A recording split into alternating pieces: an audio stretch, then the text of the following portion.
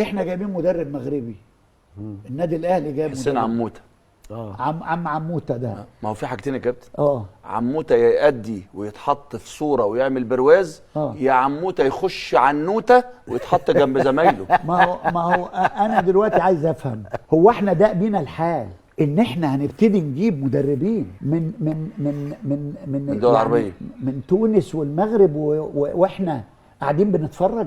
يعني احنا مش هندي فرصه لمدربينا؟ طب مش هيبقى عندنا خطه نودي عمرو؟ سيبك خالد، احنا انا وخالد كبرنا وخلاص يعني. ليه؟ ما هو التخطيط هو اصعب حاجه يا سيدي. واحده واحده ياخدوا مدرب واعد يودوه، روح اقعد سنه بره اتعلم وتعالى. طب كابتن مجدي يبقى عنده ثقه. انت قلت حاجه حضرتك، انما هو عموته جاي ليه؟ عموته ده جاي اولا، عموته ده انا بياخد كام؟ ما حدش راضي يقول لي هو بياخد كام. انا جبت هو بياخد كام من الانديه القديمه. يعني عموته كان بياخد في الوداد 38,000 دولار، وبعدين راح منتخب المغرب المحليين بقى ياخد 20,000 دولار، واللي بعدها خد 25,000 دولار. راح منتخب الاردن خد 60,000 دولار. وضع طبيعي معمول طبعا يعني. طبعا. الجزيره الاماراتي ضرب لهم ماشي، هم ادوا له 190,000 دولار ماشي. احنا ندي له 220,000 دولار ليه؟ احنا الفيزيتا الظاهر عندنا كده ميتينات. يعني احنا عندنا فيزيتا ماشيين عليها، مش اقل.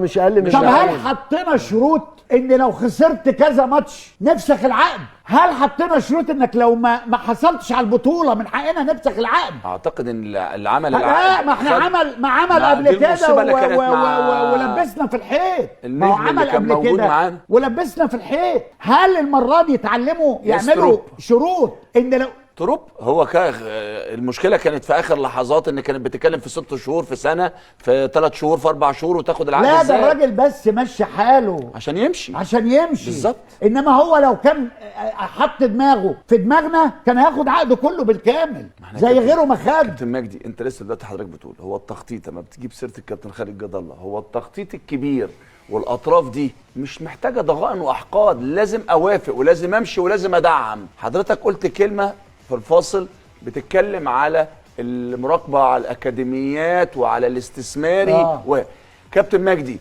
هل حد يعقل؟ احنا بنسمع ارقام ماليه، وكنت بتكلم مع الكابتن خالد بره، ارقام ماليه، ادفع ثمن الاستماره وهديك وهعمل وهسوي وهصفرك.